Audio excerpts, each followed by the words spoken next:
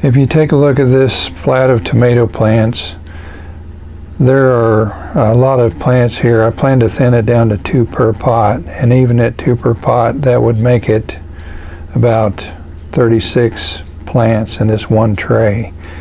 And around here we pay usually about $3 or $4 per individual tomato plants. So we're talking about over $100 worth of plants in this one tray alone. And if I had to guess how much money I have in this entire flat, we're talking probably $15. The tray with the pots was about $5, a little over $5. Seed starting mix, it didn't even take a full bag, so that was probably close to $5 or less.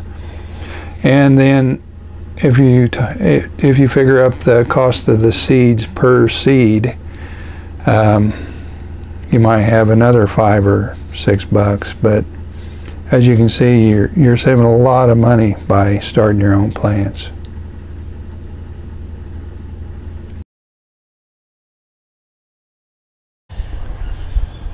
I really like trying new types of plants each season, as well as a few of the old regulars. Most of our local plant sellers have a tendency to sell the same old thing year after year after year. And for that reason, I can't grow some things unless I do start my own plants. Just like a lot of the stuff you're looking at here, I had to order my seeds online. If I wanted to try these, that's the only way to do it.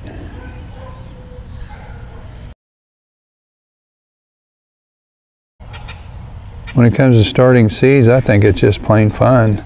That's a pretty good reason in itself, I guess. Depending on what I'm growing, I might start some things as early as February. So, you know, it can be a long stretch from that last harvest in the fall until you start planting things in the spring. So having a few plants inside growing during the late winter months can really help you get by that long stretch with nothing growing.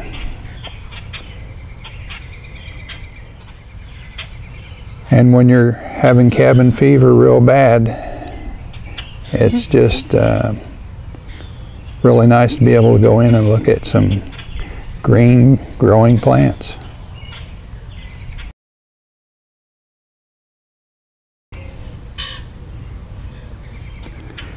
And starting your own plants can give you a really big head start. If you have to wait to sow directly in your garden here, in order to be completely safe, you have to wait till almost the 1st of May. And then it can really take a long time for your seedlings to get going. But starting plants indoors, you can put out plants like these pepper plants that are tall and growing well already and have about a month and a half head start.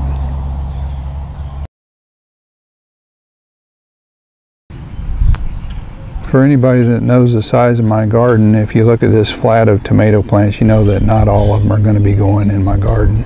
Just don't have room for that many. What I like to do is I start more than I need, and then as the planning goes along, I see what's working, what's not. May change my mind. I have backups.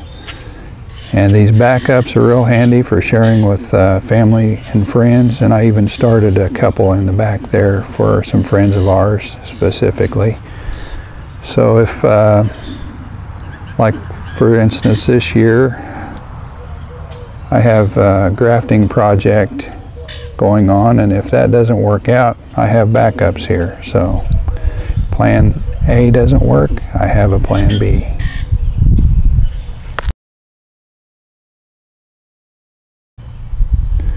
I also like to gamble a little bit when it comes to planting my tomatoes and peppers and eggplants. I'll plant quite a bit earlier than the frost-free date, which is closer to May 1st around here. I usually try to get them out about April 15th or so, and that's a real big gamble. You can get frost plumb up until May 1st. So if that happens, if the worst happens and I've lost all my plants, I have plenty here that I can plant later if I do happen to have problems. Then if I get to that point and I've got all the plants I need in my garden, then I've got leftovers that I can share.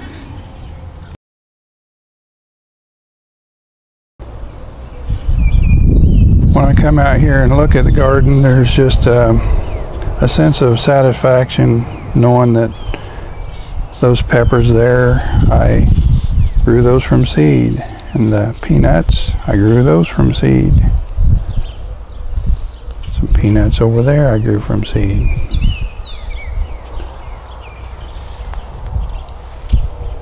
Carrots, they were planted outside, but these Cembalo melon pear, I planted those indoors January 27th, as well as some pepino melons I have over here.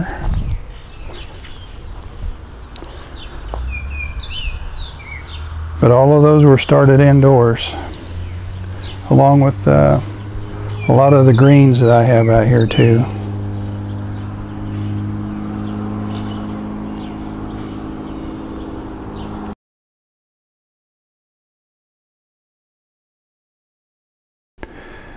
We have a room that we use mainly for storage, and that's the room that we have our grow lights in. And it seems like with everything there is at least one downside, and it's true for starting your seeds also. I think the biggest downside for me with growing my own plants is carrying the flats in and out once I start hardening. Right now I have a lot of stuff already planted, so the number of flats I have in here is down from its peak. But when you have 7 or 8 flats and then you have, you know, a half a dozen individual plants, it can be pretty time consuming when you have to carry them out and then carry them back in later in the day. And then in a way it's almost like having a pet, because these plants depend on you to survive and you have to give them everything they need, and so it's just something you got to really pay attention to.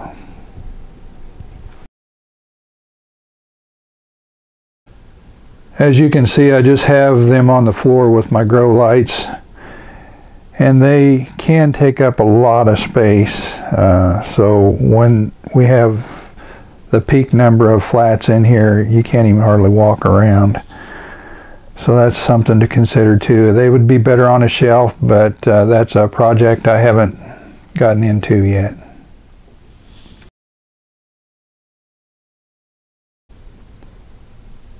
Another thing you have to consider when you're going to grow your own plants is you have to know months ahead of time what you're going to grow, so you can have your seeds bought, your supplies ready, and have everything prepared for when it's time to plant seeds.